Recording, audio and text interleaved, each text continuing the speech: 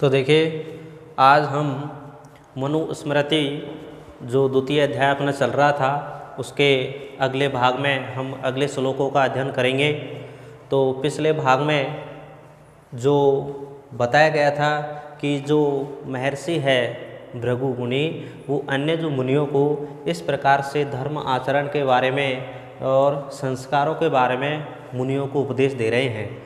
तो देखिए, शुरू से मैंने आपको पहले भाग में भी ये बता दिया था और इस भाग में भी आपको एक बार पुनः स्मरण के लिए ये बता देंगे कि जब वो मुनि महाराज उस मनु के पास जाते हैं इस प्रकार के धर्म नियमों के बारे में कि सृष्टि की उत्पत्ति कैसे हुई, धर्म आचरण क्या है, वर्ण आश्रम व्यवस्था क्या थी, इस प्रकार के कई जो विचार लेकर के वो महाराज मनु के पास जाते हैं। तो महाराज मनु उनको कुछ ज्ञान बता करके और शेष ज्ञान को प्राप्त करने के लिए उनके शिष्य भृगु मुनि के पास भेज देते हैं। तो भृगु मुनि के पास वो सभी ऋषि जाते हैं और इस प्रकार से वहाँ पर प्रश्न करते हैं। तो महाराज जो भृगु मुनि थे तो उनको एक एक करके यानी उनको धीरे धीरे अपने धर्म आचरण के विषय में और वर्णों के जो धर्म ज्ञान है अर्थात वर्ण व्यवस्था है, संस्कार जो व्यवस्था है उसके बारे में उनको उपदेश दे रहे हैं। तो देखिए, इससे पिछला जो अपना भाग था उसमें हमने पढ़ा कि जो भृगु मुनि हैं उनको बता रहे थे कि हिमाचल और जो विंध्याचल पर्वतमाला के बीच का जो स्थान है वो मध्य देश है, अर्थात आर्यावर्त के देश के बारे में उन्होंने बताया। फिर उसके बारे में उन्होंने जात कर्म संस्कार अर्थात ये अपने शुरुआत से जो लेकर के यानी जो गर्भाधान या जिसको हम निषेक संस्कार भी कहते हैं, उसके बाद उपनयन पुंसवन संस्कार, फिर सीमांत उपनयन संस्कार, फिर जात कर्म संस्कार, यानी ये 4 संस्कार। फिर उसके बाद में जैसे ही आगे हम बढ़ते हैं अलग अलग संस्कारों के बारे में हम अध्ययन करेंगे। यानी जिस प्रकार से अपन के श्लोक आते जाएंगे उसी प्रकार से उसमें अलग अलग संस्कारों के बारे में बताया गया है। तो महाराज जो भृगु मुनि थे उन मुनियों को कुछ संस्कारों के बारे में बता देते हैं। अब हम इस भाग में हम श्लोक नंबर 31 से लेकर के और 40 तक अध्ययन करेंगे और देखते हैं कि उन श्लोकों में किस किस प्रकार के संस्कारों का वर्णन किया गया है। अर्थात वो जो भृगु मुनि हैं उन मुनियों को संस्कारों के बारे में जानकारी दे रहे हैं, अर्थात उनको इसके विषय में वर्णन कर रहे हैं। आपको पता होना चाहिए कि जो इस प्रकार जो संस्कार है उनकी संख्या कितनी बताई है, 16 संस्कार है, जिसका मैंने पिछले भाग में आपको नाम भी बताए थे। तो अब हम धीरे धीरे अगले इस भाग में आगे जो संस्कार है उनके बारे में जानेंगे। तो देखिए श्लोक नंबर 31, मंगल्यम ब्राह्मणस्य स्यात् क्षत्रियस्य बलान्वितं वैश्यस्य धन संयुक्तं शूद्रस्य तु जुगुप्सितं। तो देखिए, इस श्लोक के अंतर्गत किस प्रकार का वो कौन सा संस्कार है, नामकरण संस्कार। यानी हमारे जो पहले संस्कार कौन कौन से हो गए, सबसे पहला था गर्भाधान यानी जिसे हम निषेक संस्कार भी कहते हैं, फिर पुंसवन, फिर सीमांतोपनयन, फिर अपना जात कर्म संस्कार के बारे में भी पिछले भाग में हम जान चुके हैं कि गर्भ के जो नाल छेदन से पूर्व अर्थात जैसे बच्चा उत्पन्न होता है तो उत्पन्न होते समय उसका नाल छेदन किया जाता है। तो उस समय उसके मुख में अर्थात उसकी जो जिह्वा होती है उस पर स्वर्ण की सलाखा से मधु यानी जो शहद होता है और जो घृत होता है उसको चटाया जाता है। तो उस समय वो जातकर्म संस्कार किया जाता है। इस प्रकार से वो जातकर्म संस्कार के पश्चात उस पुत्र का या पुत्री का अर्थात बालक का नामकरण संस्कार भी किया जाता है। तो भृगु मुनि यहाँ पर उन मुनियों को बता रहे हैं उस नामकरण संस्कार के बारे में कि किस प्रकार से जो वर्णों के अंतर्गत जो वर्ण व्यवस्था थी, वर्णों के अंतर्गत जो लोग थे उनका जो नामकरण संस्कार है वो किस प्रकार से करने चाहिए। तो उन्होंने यहाँ पर बताया है कि मंगल्यम ब्राह्मणस्य स्यात्। ब्राह्मणस्य का मतलब ब्राह्मण का, यानी ब्राह्मण बालक का नाम मंगलम माने क्या होना चाहिए, मंगलकारी अर्थात मंगलवाचक स्यात् माने होना चाहिए। और क्षत्रियस्य बलान्वितम, और जो क्षत्रिय बालक है उसका नाम कैसे होना चाहिए, बलान्वितम यानी बल से युक्त अर्थात शक्ति से युक्त होना चाहिए, बलवर्धक होना चाहिए। ऐसा लगे जैसे नाम सुनते ही कहाँ भी ये क्षत्रिय है अर्थात बलयुक्त जो प्रतीत होता है। यानी एक बार देखिए ब्राह्मण का नाम मंगलकारी होना चाहिए और क्षत्रियस्य बलान्वितम, और क्षत्रिय का जो नाम बल युक्त होना चाहिए। वैश्यस्य धन संयुक्तम, और जो वैश्य का नाम है यानी जो वैश्य बालक है उसका नाम कैसा होना चाहिए? धन संयुक्तम, यानी धन से युक्त पुष्टिवर्धक होना चाहिए।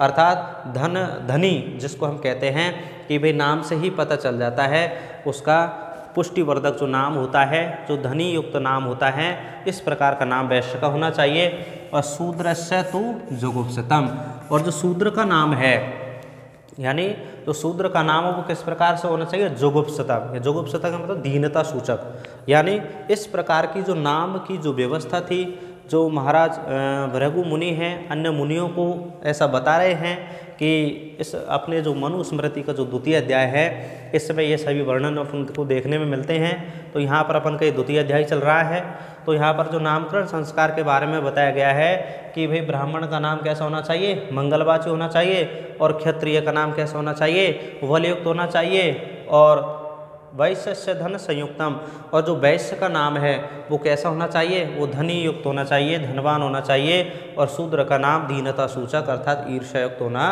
चाहिए। इस प्रकार से श्लोक के अंतर्गत बताया गया है। अगला श्लोक देखते हैं।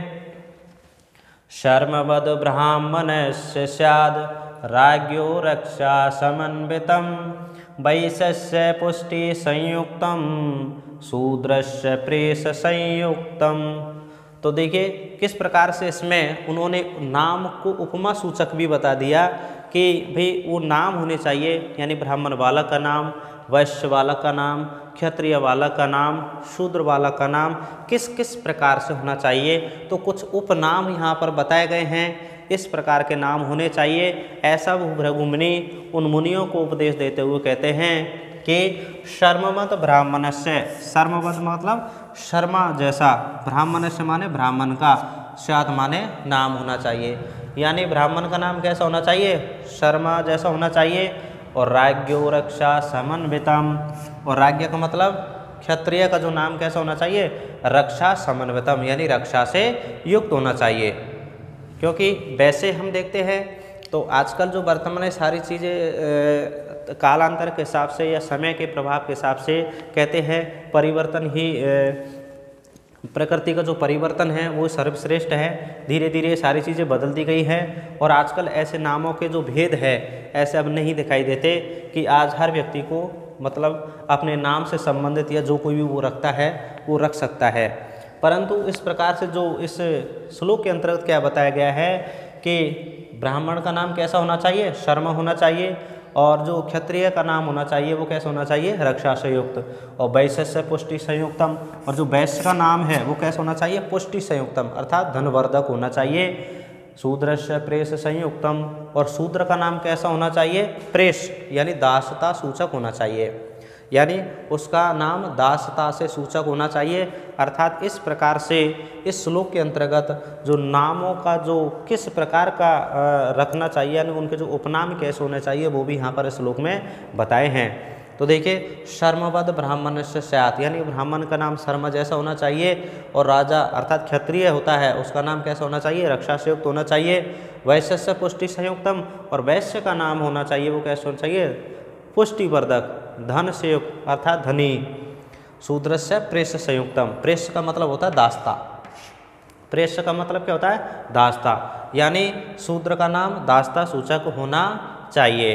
इस प्रकार से ये पहला श्लोक जो 31वां 32वां श्लोक है इसमें अपन को क्या बताया गया है? नामकरण संस्कार के बारे में बताया गया है कि वो नामकरण संस्कार है वो किस प्रकार से करना चाहिए और कैसा नाम रखना चाहिए, उपनामों के बारे में भी यहाँ पर बता दिया गया है। अगला श्लोक देखिए। स्त्रीणाम सुखोद्यम है क्रूरम विस्फष्टार्थम मनोहराम, मंगल्यम दीर्घ वर्णांतम आशीर्वादाभिधानवत। तो किस प्रकार से श्लोक में यहाँ पर स्त्रियों के नाम के बारे में बताया गया है कि भाई स्त्रियों को जो नाम होना चाहिए वो किस प्रकार का होना चाहिए। तो देखिए इस श्लोक के अंतर्गत बताया गया है स्त्री नाम सुखोद्यम। स्त्री नाम माने जो स्त्रियों का जो नाम है, सुखोद्यम माने सुखपूर्वक लेने योग्य, ऐसा नहीं लगे कि नाम लेने में कुछ अटपटा महसूस हो।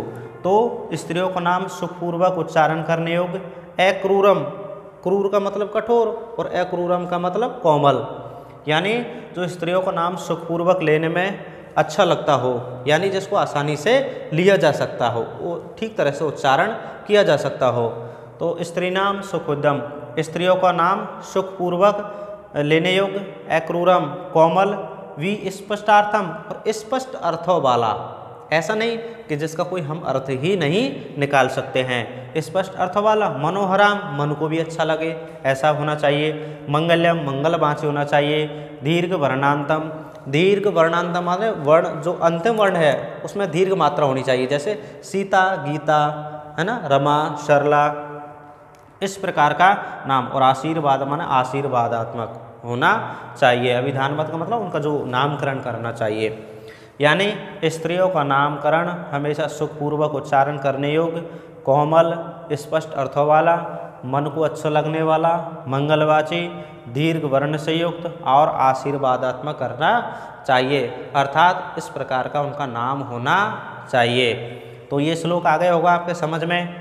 स्त्री नाम सुखोद्यम अक्रूरम विस्पष्टार्थम मनोहराम मंगल्यम दीर्घ वर्णांतम आशीर्वादाभिधानात्वत, यानी स्त्रियों का जो नाम होता है सुखपूर्वक उच्चारण करने योग्य होना चाहिए, अक्रूर कोमल होना चाहिए, विस्पष्टार्थम स्पष्ट और मन को अच्छे लगने वाला होना चाहिए, मंगलवाची दीर्घ वर्णांत और आशीर्वादात्मक होना चाहिए। इस प्रकार से नामकरण संस्कार के अंतर्गत ये श्लोक आपके यहाँ पर बताए गए हैं।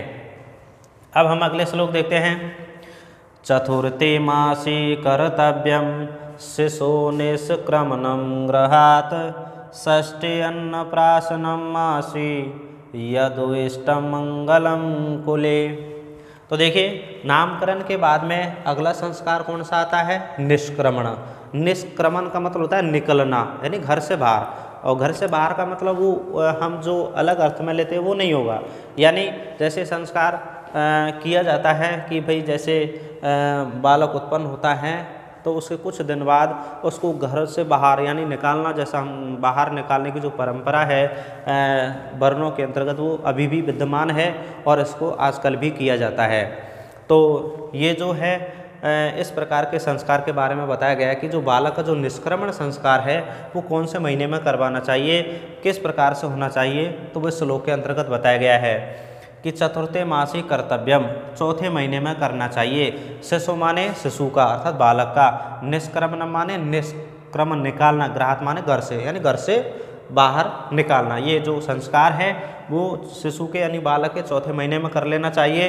षष्ठे अन्नप्राशनम मासी, और षष्ठे माने छठे, मासी माने महीने में, यानी छठे महीने में अन्नप्राशन संस्कार कर लेना चाहिए। अथवा यदमान अथवा इष्टम मंगल कुले, यानी कुल के अंतर्गत जैसा मंगल सूचक अर्थात अभिप्रेत हो उसी हिसाब से वो नामकरण निष्क्रमण संस्कार कर लेना चाहिए और इधर अन्नप्राशन संस्कार कर लेना चाहिए। एक बार और देखिए, चतुर्थे मासी कर्तव्यम शिशु निष्क्रमण गृहात्, यानी बालक का जो निष्क्रमण संस्कार है, जो घर से बाहर निकलना, ये जो संस्कार है वो उसके चौथे महीने में कर लेना चाहिए। और छठे महीने में अथवा कुल के अंतर्गत जैसा मंगल सूचक अर्थात अभिप्रेत हो, जैसा अच्छा लगे उस प्रकार से अन्नप्राशन संस्कार कर लेना चाहिए। यानी जो अन्नप्राशन संस्कार में यहाँ पर दो चीज़ दे रखा है, तो छठे महीने में, दूसरा मंगलम कुले, यानी कुल में जैसा मंगलकारी अर्थात जिस प्रकार से आपका नियम अभिप्रेत हो उसी प्रकार से शास्त्रों के नियम अनुसार कर लेना चाहिए। तो यहाँ पर दो विकल्प दिए गए हैं। इस प्रकार से इस श्लोक के अंतर्गत उस निष्क्रमण और अन्नप्राशन संस्कार के बारे में बताया गया है। एक बार और देख लीजिए, चतुर्थे मासी कर्तव्यम शिशु निष्क्रमणम गृहात्, यानी चौथे महीने में कर्तव्य माने करना चाहिए, शिशु माने शिशु का, बालक का, निष्क्रमण माने निष्क्रमण, गृहात् माने घर से निष्क्रमण अर्थात घर से बाहर निकालना, अर्थात जो ये संस्कार है उस बालक के अर्थात शिशु के चौथे महीने में कर लेना चाहिए। षष्ठी अन्नप्राशनम मासी यदुष्टम मंगलम कुले, और छठे महीने में, मासी का मतलब मास में अर्थात महीने में, छठे महीने में अथवा कुल के अंतर्गत जैसा अच्छा अर्थात नियम अनुसार जो भी अभिप्रेत हो ऐसे अन्नप्राशन संस्कार कर लेना चाहिए। तो इस प्रकार से श्लोक के अंतर्गत बताया गया है। अगला श्लोक देखेंगे। चूड़ाकर्मे द्विजातीनां सर्वेषामेव धर्मते प्रथमे अब्दे तृतीये वा कर्तव्यम श्रुति चोदनात्। तो किस प्रकार से श्लोक के अंतर्गत अगला जो संस्कार आता है पे सब उधर हमने नामकरण देखा, नामकरण के बाद में निष्क्रमण संस्कार, फिर अन्नप्राशन संस्कार, फिर चूड़ा कर्म संस्कार। चूड़ा कर्म संस्कार किसे कहते हैं?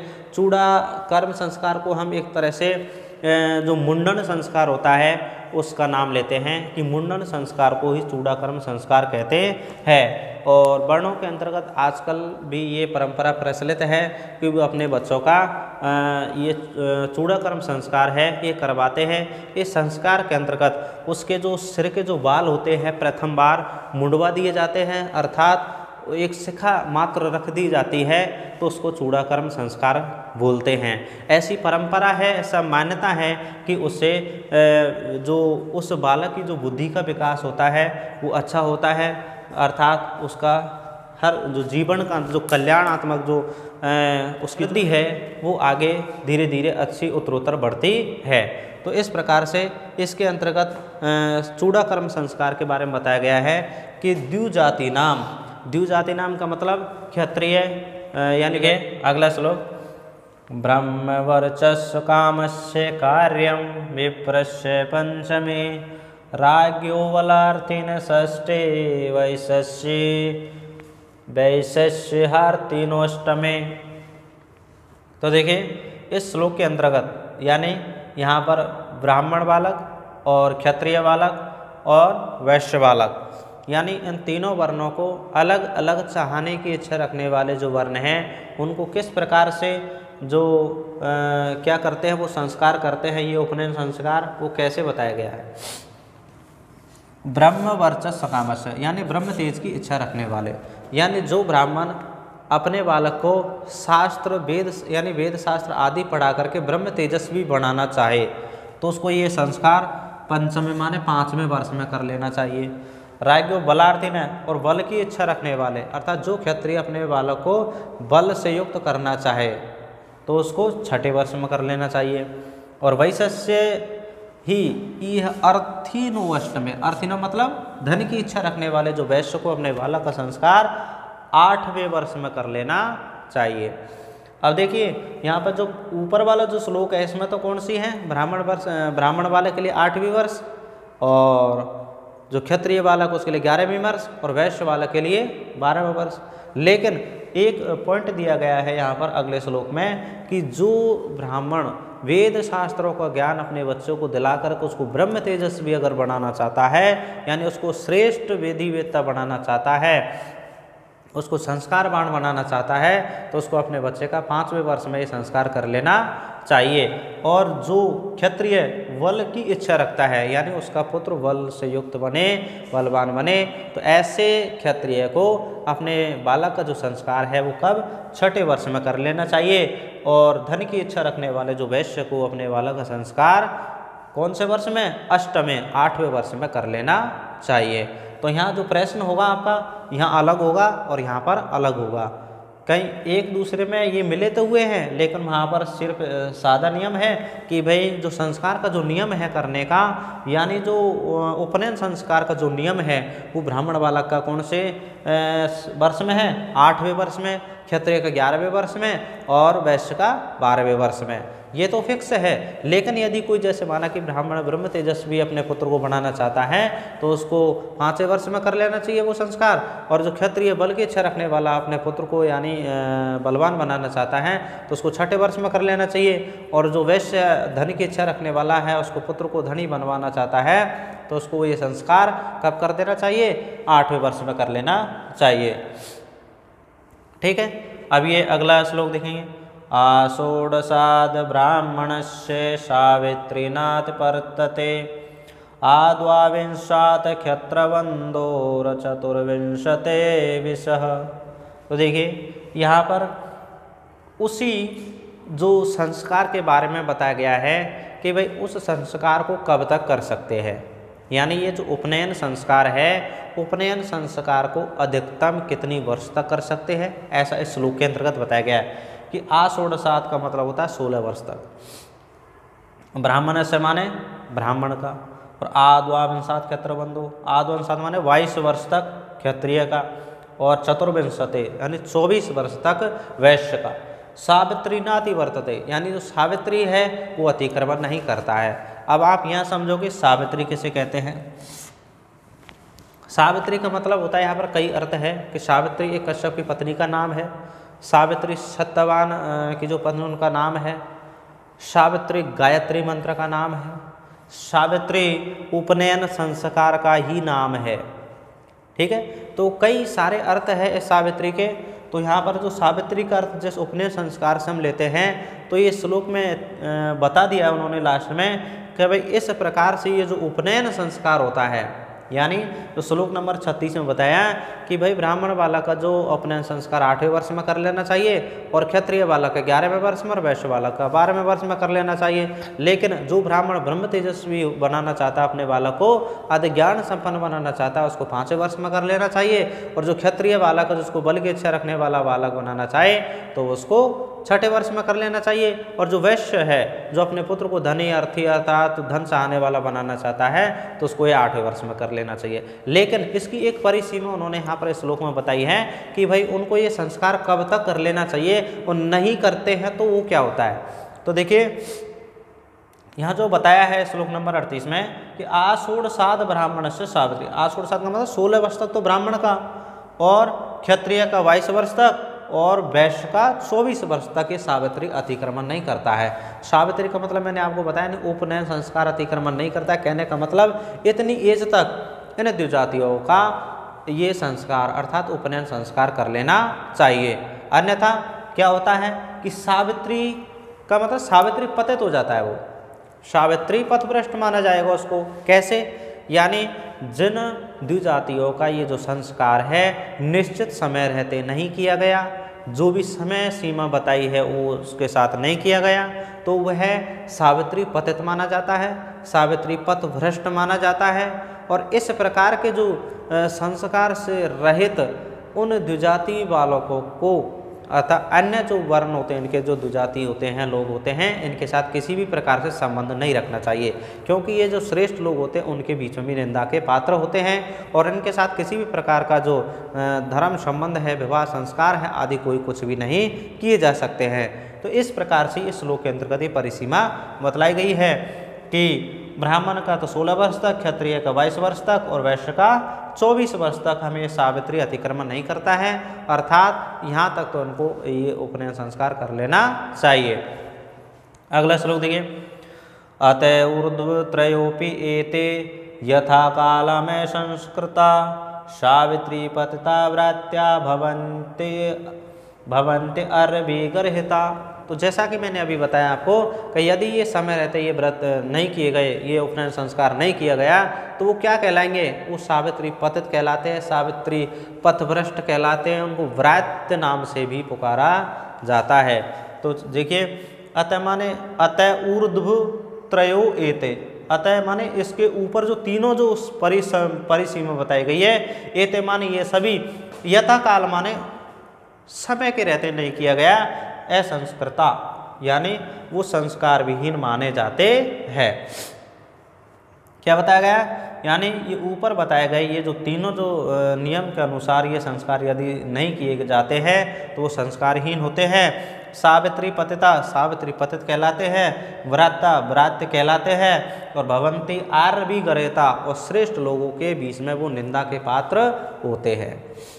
ये आया होगा आपके समझ में कि अतः माने इसलिए, ऊर्ध्व माने ये ऊपर वाले, त्रयो माने 3, एते माने ये संस्कार, यानी जो ये तीनों जो परिसीमा बताई गई है कितने की, 16, 22, 24, इन परिसीमा के अंतर्गत यदि इनका ये उपनयन संस्कार नहीं होता है तो वे सावित्री पतित कहलाते हैं, व्रात्य कहलाते हैं, श्रेष्ठ लोगों में वो निंदा के पात्र होते हैं। और उनके साथ क्या क्या नहीं किया जाता वो ये देखिए अगले श्लोक में बताया गया है। न एते पूतई आपदि यद्यपि हि कर्हिचित् ब्राह्मणयोनानश्च संबंधानाचरेत ब्राह्मणे सह। तो किस प्रकार से बताया गया कि न एतई, न माने नहीं, एतई माने इन अपूतई का मतलब अपवित्र, अपवित्र का मतलब तो संस्कार विहीन, यानी इन संस्कार विहीन लोगों के साथ विधिवत माने विधि पूर्वक, आपदि माने विपत्ति में भी, करहिचित माने किसी समय भी, ब्राह्मणान माने इन ब्राह्मणों को, योनाश्च माने विवाह संबंध आदि न आश्रित नहीं करना चाहिए ब्राह्मण से माने इस ब्राह्मणों के साथ में, यानी न एतई अपूतई, यानी इन अपवित्र ब्राह्मणों के साथ में विपत्ति में भी अर्थात किसी समय भी ब्राह्मणों को किसी भी प्रकार से, यौनान का मतलब विवाह संबंध आदि अनेक प्रकार के जो संबंध है वो नहीं करने चाहिए। तो इस प्रकार से इस जो सावित्री पतित, सावित्री पथभ्रष्ट, सावित्री अर्थात जिसको हम कैसे व्रात्य कहते हैं, इस प्रकार से इस उपनयन संस्कार के रहित जो संस्कार व्यक्ति होते हैं वो कहलाते हैं। तो आपको ये श्लोक समझ में आ गए होंगे।